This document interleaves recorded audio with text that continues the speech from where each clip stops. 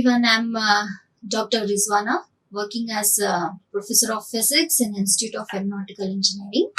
So today we are going to discuss one type of gas laser, helium neon laser.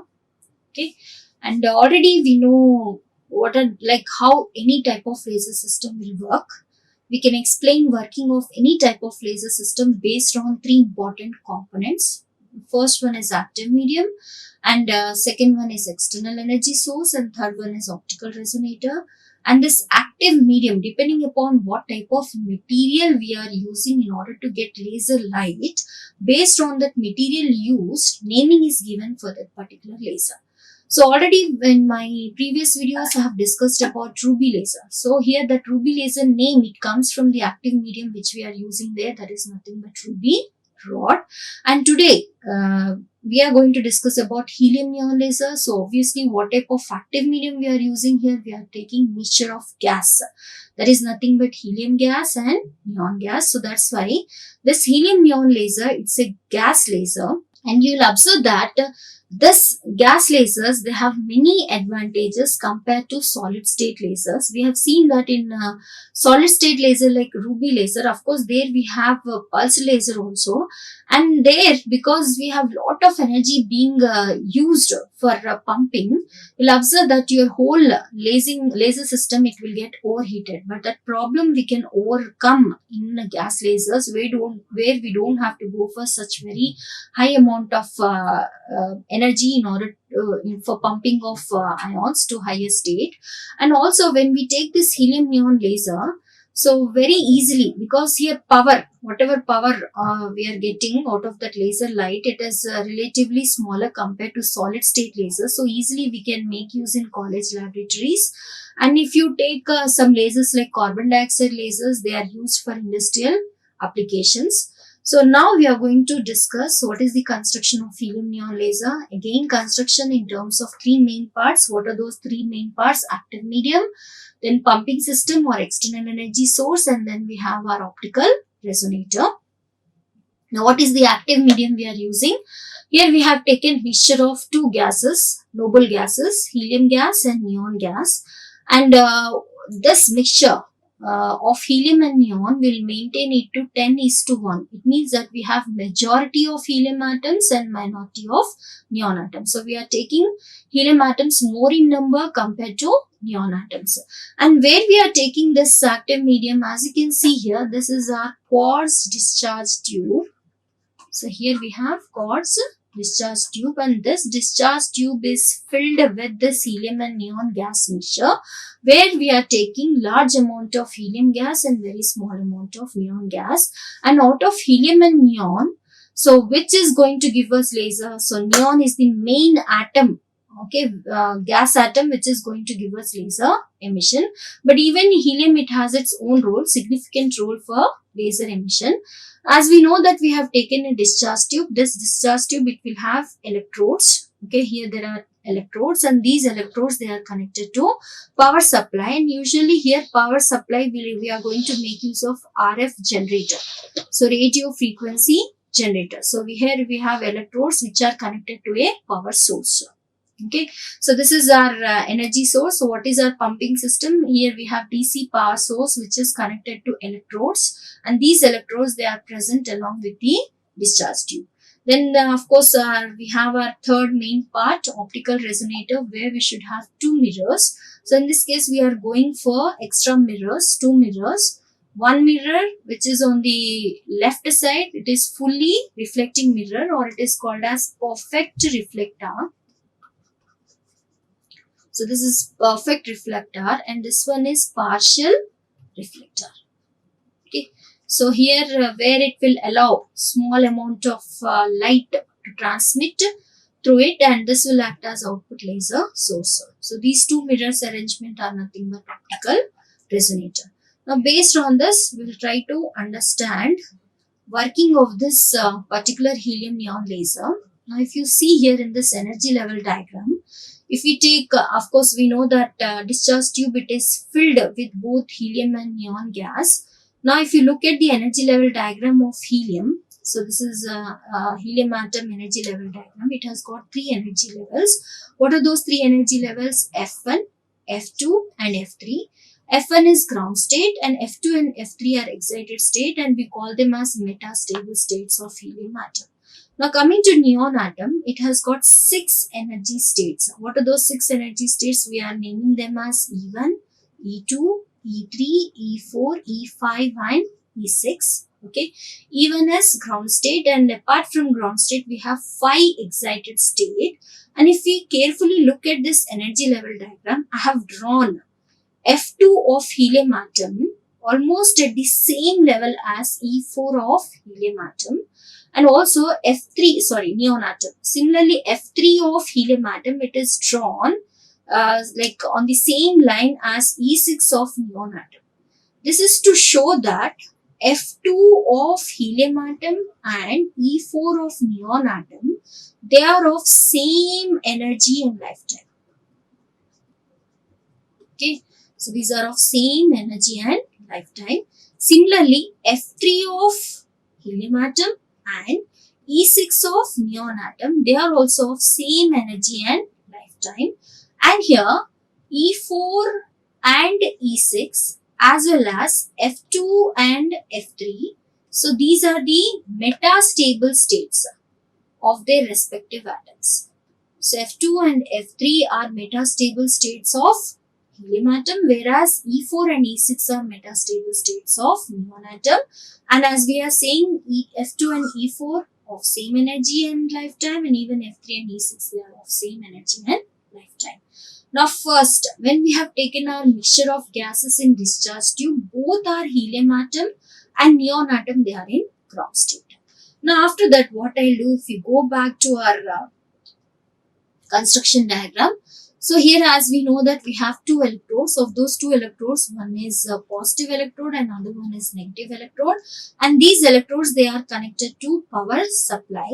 So here in this case, what I am going to do, once I switch on this power source, then you will observe that electric discharge will start. What is electric discharge? From negative electrode, we have emission of electrons. So electrons will be injected into helium and neon gas mixture which is present in the tube once we switch on this power supply. And these electrons, they are highly accelerated. Highly accelerated means they are moving with very high velocity. And why they are moving with very high velocity? Because they are strongly attracted towards the positive electrode. So during their attraction towards the positive electrode, and when they are traveling with very high velocity, what they will do, they will collide with both helium atoms and neon atoms. We know that already in this tube, we have helium atoms as well as neon atoms. So these atoms, they will collide with these highly accelerated electrons. Now because of this collision with excited electrons, neon atoms won't get affected, but helium atoms will get affected. Okay, so going back to our energy level diagram, as we have seen that first helium atoms and neon atoms, they are in the ground state. Then in the tube, we have highly accelerated electrons. Those electrons, they will collide with both helium and neon atoms. But neon atoms, they won't get affected. But what happens to helium atoms? Now you can see here excitation due to collision with electrons.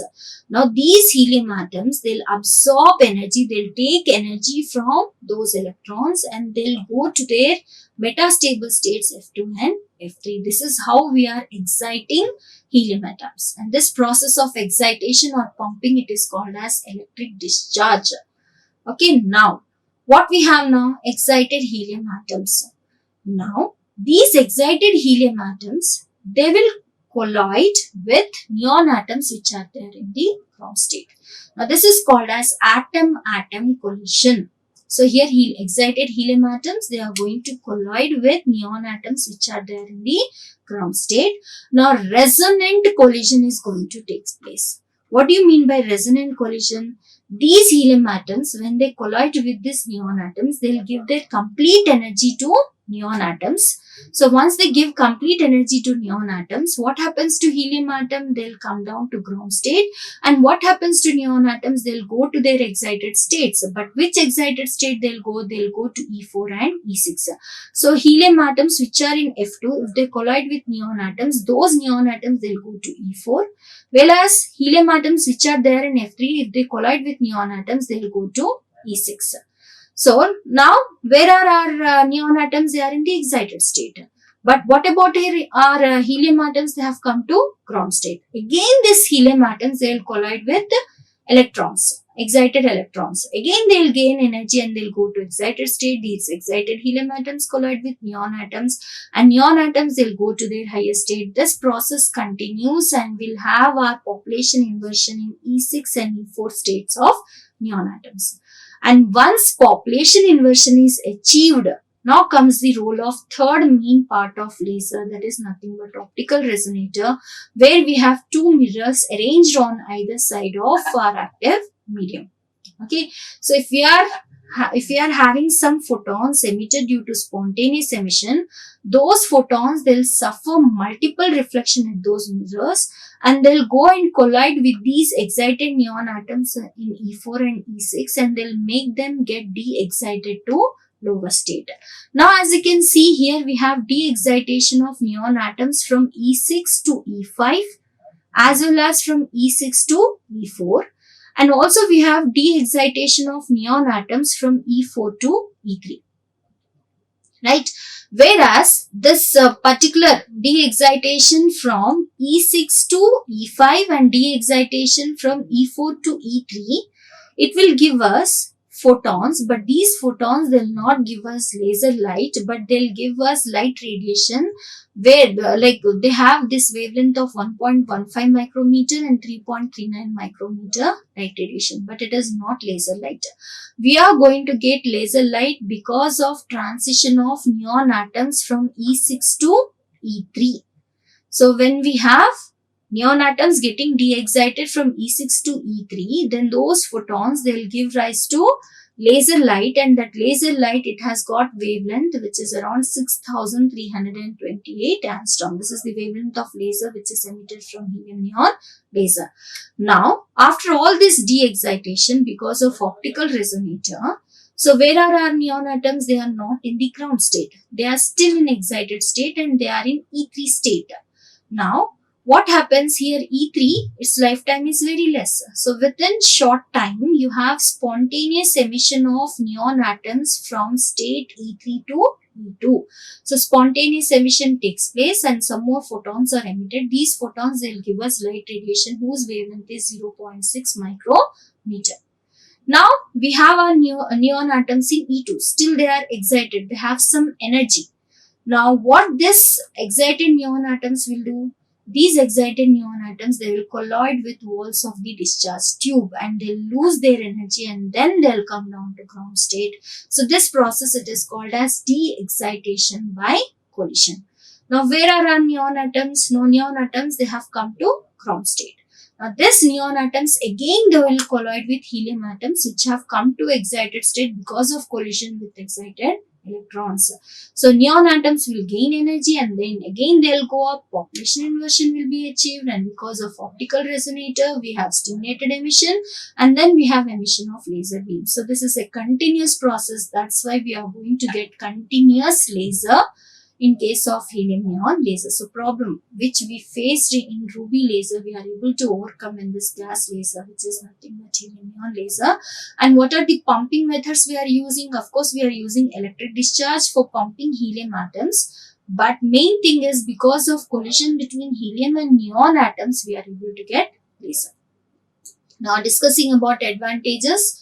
As you can see, it will emit laser light and that too in the visible portion of the spectrum.